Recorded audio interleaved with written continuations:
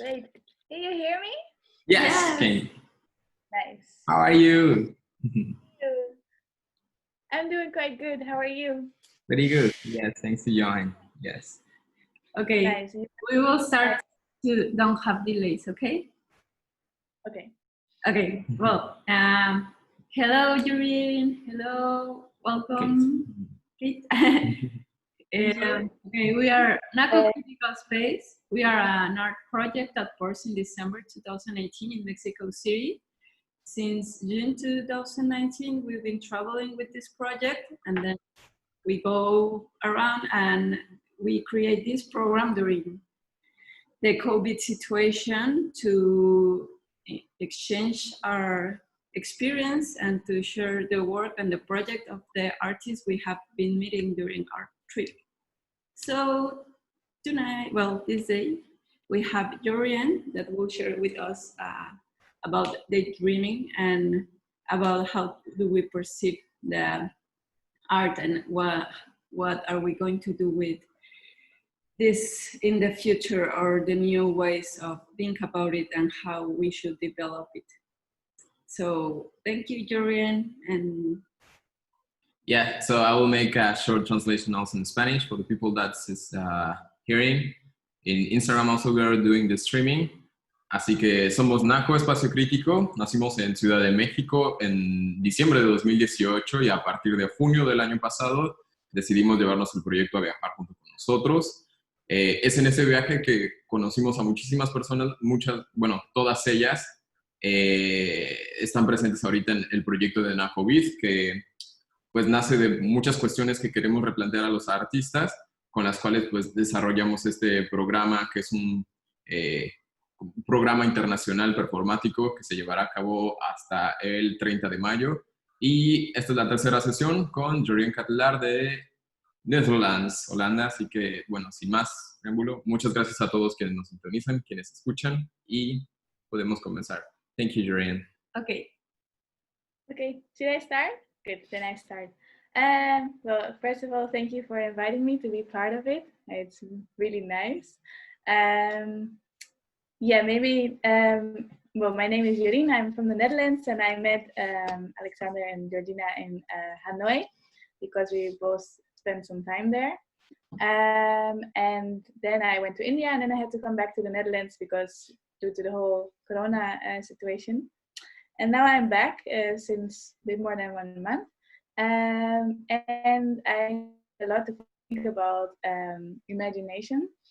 And I always had this thing with daydreaming. When I was a child, I was always daydreaming a lot. And together with a friend, we at one point did a project around daydreaming.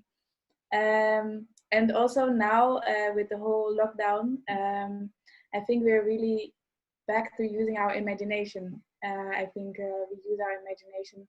I have the feeling that we use our imagination a lot to think about how it used to be, to think about how it might be somewhere else in the world, think about what it might be after this whole situation. So our imagination became much more important, or at least for me, I noticed, because my world is much smaller. So I use my imagination now to travel around the world, but also to meet with friends. I imagine what it would be like to see them again. I imagine what it would be like to be in a different place, or to do certain things again, or to do certain new things. And I've also been thinking quite a lot about, I experienced this time a bit like a reset. I have the feeling that because a lot of things stopped, especially in the cultural sector, in the Netherlands at least, many things shut down and are not happening at the moment. So I also feel like this is a reset to rethink the way we used to do it and how we want to continue. Do we want to continue the same as we used to before everything started, or do we maybe want to change this somehow? And what do we want to change, and how do we want to change? And I think the only way we can imagine it is by using our imagination and thinking about this, and maybe even picturing it. And so therefore I read, or a friend of mine, she sent me an article the other day which was written by a lady, And I don't know if you can now still see me, but I will write the first part. The first question she asks in this article is, what should we expect from art in the next few years and decades? And what is art anyways? And then the introduction is, I had a dream last night. So this first sentence was for me very nice to read because I think this really suits what I'm interested in at the moment. So it says, I had a dream last night. In my dream, our cities, communities, and the natural environment are the museums and galleries of tomorrow. In my dream, the traditional exhibition spaces and art objects, material objects, no longer exist, and artists, cultural agents, and creative practitioners collaborate with citizens, communities, and professionals from other sectors to design better systems and to co-create activities and programs that encourage creativity and bring about change. And based on this small introduction, I would like to ask everyone to take 15 minutes. I will put an alarm to daydream and to imagine what our world would be like.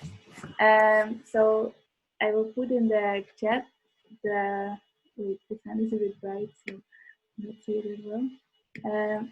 I copied the paste the text that I just read. So you can read it again if you like. And I would like to invite you to take together with me 15 minutes to use our imagination and think about this text, this introduction.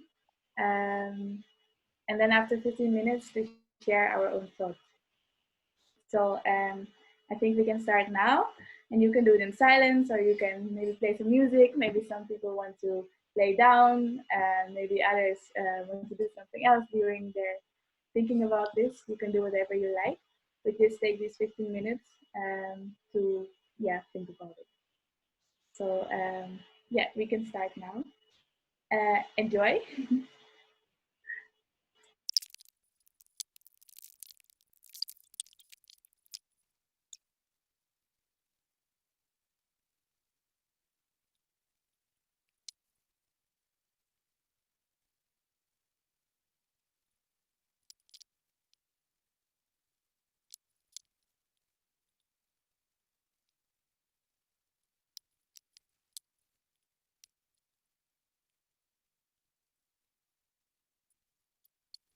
Okay, maybe we can all come back slowly. So we still have time to share what we have thought of or what we have imagined. So is there someone who would like to start to share, or should I start? Hi, I'm just gonna leave my microphone off while I'm not talking because there's construction happening just outside, so I don't want to. That's fine. That's fine. Yeah, but if you want to share, put it on. Is there anyone else who would like to share first, or? You can go first, and then we follow you. First. I was really thinking about, I've been thinking quite a lot about how art maybe can become a bigger part in our daily life, everyone. And then I was also, and then I was thinking about what if the museum would become a public space. And then I was thinking like, okay, what if the museum, what if our public space is already a museum? Maybe the museum is already there without us noticing it. But then I was also thinking or at least my definition of a museum, or I don't know, it changed a lot, but still I also connected to art forms that are material based. But then if art is in public space, can it be material based? And then I was also rethinking, okay, so then maybe it cannot be material based like in a way that it's a painting, because you cannot just put up a painting in public space that easy. And then I was thinking, okay, so what if the material for making art would change? And what if our life and our actions in daily life would become an art form or our material? So conversations, but also behavior, reflection, all these things. What if this would become our material, but also our tool to create art? And then what is the meaning of art? And then I was also thinking then art is maybe more about offering space for us to look with different eyes to our surroundings and to each other, and to take the space and the time to reflect on it and to think about it and to react on it. So yeah, this was going on in my head, and I'm quite curious what is going on in all your heads. Okay. For me, okay, I think for me it's important the first question, the second question, what is art anyway? I don't remember a conference or something that says that we cannot know what art is, but we maybe can figure out what art not is, or try to figure it out. So in the project, well, at least in NACO, we talk about art with H at the beginning. Well, in Spanish, it doesn't sound. In other language, it sounds. But it's like the kind of art is not recognized as art, but it's happening everywhere and every place, and that people is actually doing without notice it. So I think in the future, I don't know if I imagine that art will be like it, but I will like that it's, for example, the idea of art part of educational system, that through action and to reproduction of action, we are able to share how we feel and to create kind of, I don't know,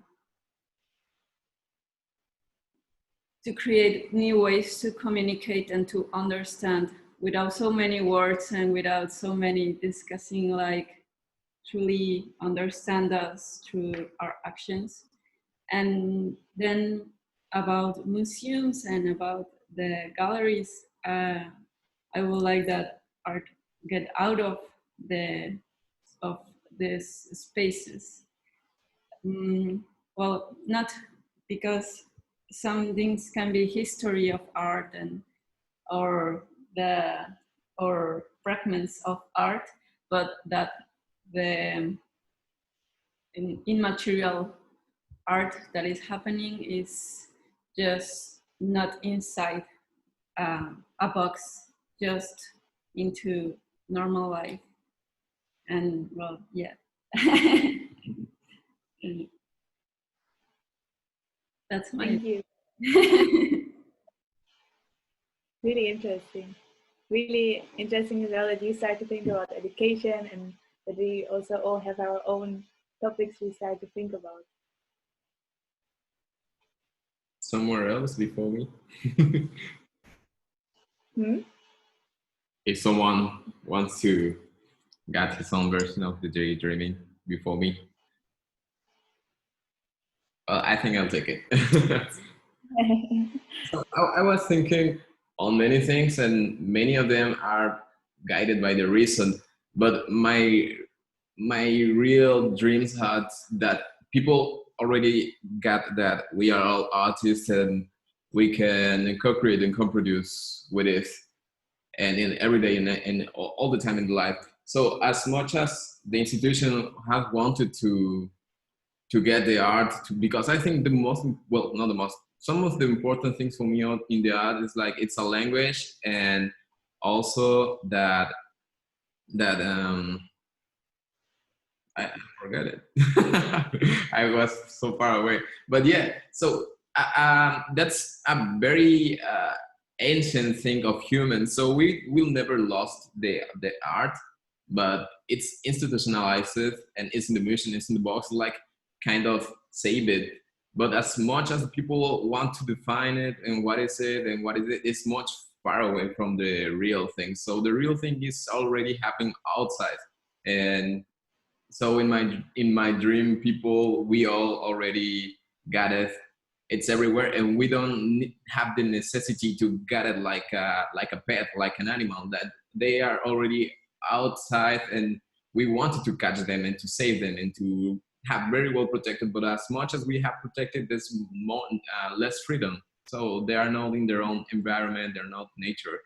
So that's why I was thinking on, and yeah, that was about institution and art. Do you think that this is because we like to control?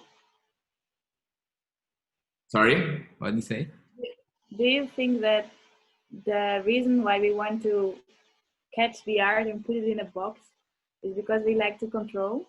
Well, many things. Maybe to understand, just to understand it, the many people is trying to define it to get a many texts. Also, our art pieces, some of them is to understand the art. So it's not really bad, but I think the more we want to get it and to understand it, it's really, it's everywhere, like our own nature.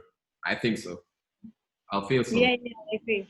Yeah, I think this is something like we really want to understand it, but what for? And I think this is for me at least, it's one of the only things, art is one of the only things where it's not necessary to understand it, where you can have your own interpretation, where any interpretation is fine because it's your interpretation. And I feel feeling it's this kind of need to be able to control everything, and that we need to let go this control.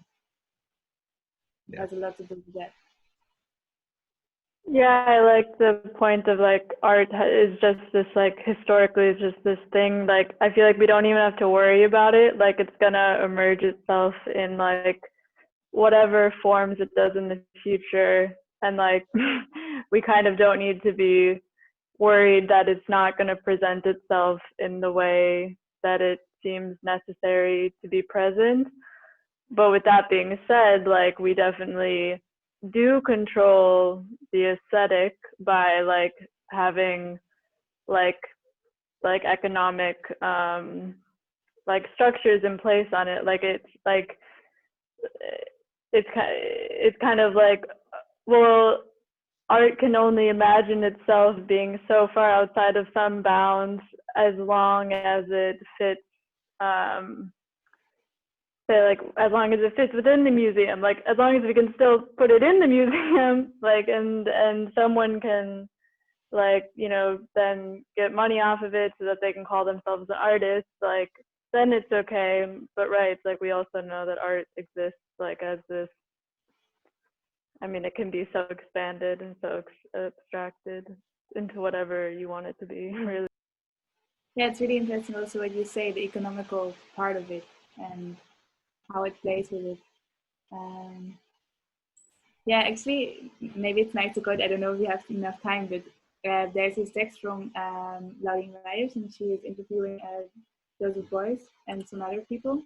And at one point he says, I wrote it down as well, our true capital is our creativity. If the artistic principle and the economic principle completely flow over into each other, then the economic principle would become an artistic concept. Our basic production then is human consciousness and the human thought. So then, yeah, it's actually just saying that maybe our true capital is our creativity, and it's not so much about creating these materials, but if we would consider economy as a work of art, then maybe we would reconsider the way we produce and the way we handle our economy. Also, I think it's important to mention and to dimension that the art has been, or at least institutional art has been reduced to what it's supposed to be it's supposed to be, yeah, like showing into the institutions, into the galleries, into the museums. What I mean with this is that there's, I think, just a very few % of the artistic production all around the world that is being that we know, that we have access to its history, to its memories, to its to it. So there's also very important to talk about how do we open and think in the future, if not just only let it happen, but how we promote that the other ways of expression that has been silent for many years and then has been excluded from the like the light of what the artistic world or artistic professions are working with. So because even if we want to believe that there's art anywhere, and then we just let it happen, we're still being managers of it, we're still working with it, we still belong to a group that works with art, talks about art, creates art, even if it's a very abstract concept that we don't even understand. We work in it and we live from it. So it's important to create also active commitments with how do we open the perspective to all the manifestations that has been hidden or that has been silenced due to the institution. So, well, I think we have just a few minutes left. I would like someone that haven't participated. Yeah, maybe somebody else who wants to share. I would like to just add something that I think is in line with where the conversation is going. I think as artists, there's two phases. There's, you know, us creating, and again, like has been echoed, I don't think artists creating is going to go anywhere, or is, you know, I think that's something that will persist time. But I think what we have the potential to rethink is how we share art, and this is something that historically has been very hierarchized, and this ties into how we have a hierarchy of audience. So bigger audiences, more educated audiences, audiences that understand what they're seeing tend to be more valued over your neighbor, your pocket. And so I'm not so concerned with trying to imagine how art will be. I think what I'm trying to do is embrace the unpredictability of the situation as something very valuable to arts and to creation, and as a space for maybe also creating room for more intimate encounters with art. So to move away from ideas of scale, ideas of prestige, ideas of hierarchy, that are more rooted in this idea of the encounter between an audience, whoever that is, and a maker, and that expression that that person has to share. So whether it be one-on-one or even creations that nobody sees, just this potential to maybe embrace other forms of publics or audiences that I think tied to the way we make are very much tied to a hierarchy of power and value that I think we're in the potential to break from a little bit now. Thank you. Yeah, thank you. I agree with that we have to quit the hierarchy of art, and also to abolish all the networks that makes the art structure to tends to monopolize. So my dream in art is that everyone can publish themselves, and because the art is the aesthetical expression of a context which is influenced by the society. So it's a form of socialization, but also to materialize your own ideas. So I think it would be very cool to with the idea that only the high class can produce art, and also there can be another manifestations that doesn't belong to that. Yeah, nice. Thank you. Yeah, really nice thought. Really interesting. Would you like to share too? I don't know your name. I think there's one person left who hasn't shared. I think you're called Escobar. Yeah, Pilar. Sorry. Oh, probably. No, I thought maybe you want to say something too. Yeah, So it's we okay. have 3 minutes left, so I thought if you want to say something, then.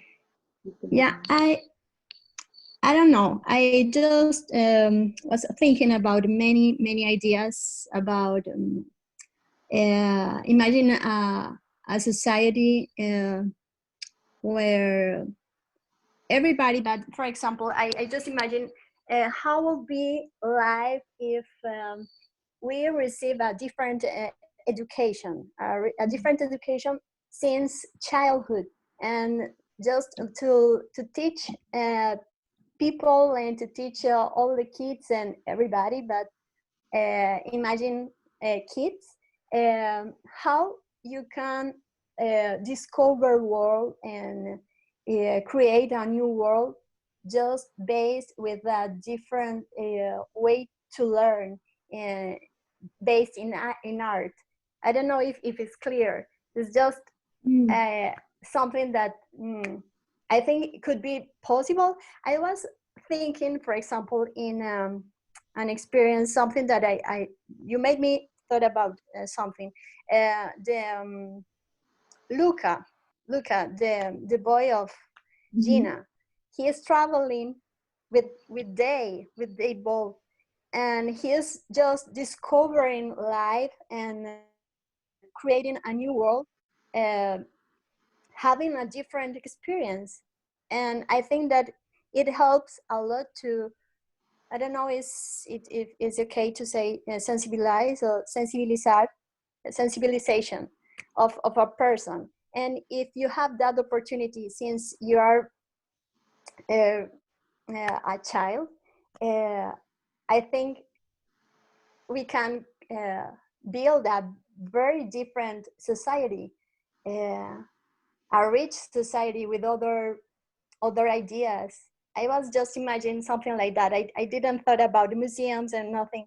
I was just thinking about the connection between everybody, and not. Yeah, I think art can change our world, and I think, for example, this exercise is a beautiful way to talk about that and to create that, because we are just opening dialogue, imagining that, and we are creating in a different way, a different reality. It's just I think this what is I a wanted to share. We don't finish in any moment. beautiful close because I think we have like 10 seconds left, so this is perfect. Thank you so much for participating, Thanks, Eddie. for contributing your Jorien, thoughts. for sharing with us. Thank you all for coming. It's very good to see you. I'm very excited. Thank you so much. It was very nice. Yeah, hope to see you in the next sessions and have an excellent day. Good night. You too. Bye. Bye.